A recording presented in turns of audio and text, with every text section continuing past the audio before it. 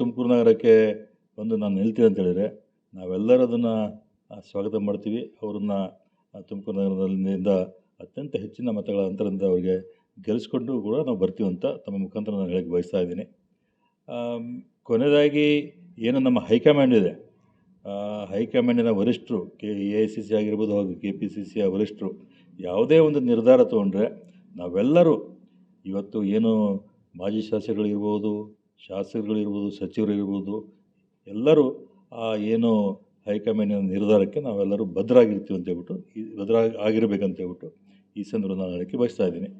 ಖಂಡಿತವಾಗಿಯೂ ಅವರು ಬಂದರೆ ನಾವು ಸ್ವಾಗತವನ್ನು ನಾವು ಮಾಡ್ತೀವಿ ಅಂತ ಹೇಳ್ಬಿಟ್ಟು ನಾನು ಹೇಳಕ್ಕೆ ಬಯಸ್ತಾ ಇದ್ದೀನಿ. ಸರ್, ಈಗ ಮೀಸಲು ಕ್ಷೇತ್ರಗಳಂತಹ ಕೊರಟಗೆರೆ ಆಗ್ಬೋದು, ಪಾವಗಡ ಆಗ್ಬೋದು, ಈ ಕ್ಷೇತ್ರಗಳು ಮೀಸಲು ಕ್ಷೇತ್ರಗಳ ಉಳಿಯೋದಿಲ್ಲ ಅಂತ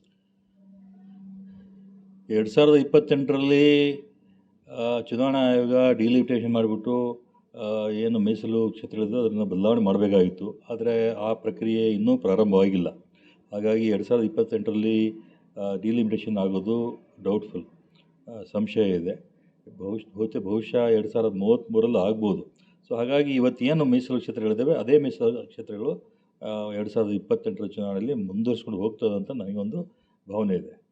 ಸೊ ಹಾಗಾಗಿ ಅಲ್ಲೂ ಕೂಡ ಮೀಸಲು ಕ್ಷೇತ್ರದಲ್ಲಿ ಮೀಸಲು ಜನ ಅಂದರೆ ಏನು ರಿಸರ್ವೇಷನ್ ಇರ್ತದೆ ಆ ರಿಸರ್ವೇಷನ್ ಪ್ರಕಾರ ಜನ ಏನು ಅಭ್ಯರ್ಥಿಗಳು ನಿಲ್ತಾರೆ.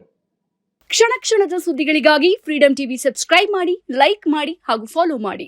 ಹೊಸ ಸುದ್ದಿಗಳ ನೋಟಿಫಿಕೇಶನ್ಗಾಗಿ ಬೆಲ್ ಐಕಾನ್ ಮೇಲೆ ಕ್ಲಿಕ್ ಮಾಡಿ.